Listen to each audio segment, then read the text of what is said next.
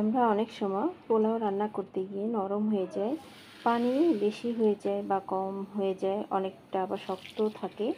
আজকে দেখাবো একদম ঝরঝরে পারফেক্ট পোলাও।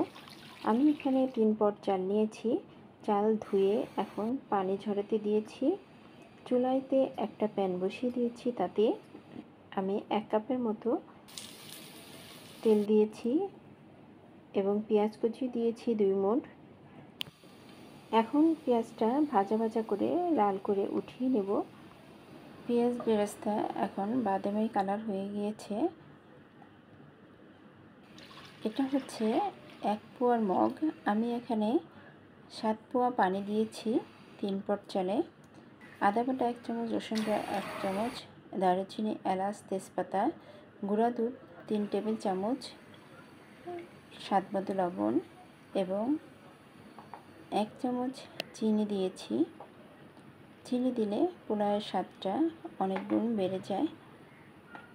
এখন বলক ওঠা পর্যন্ত আমি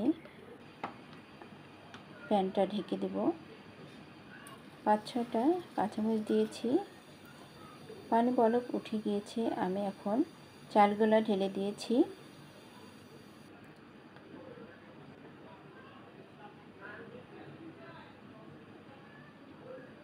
এখন চাল ফোটা পর্যন্ত অপেক্ষা করব।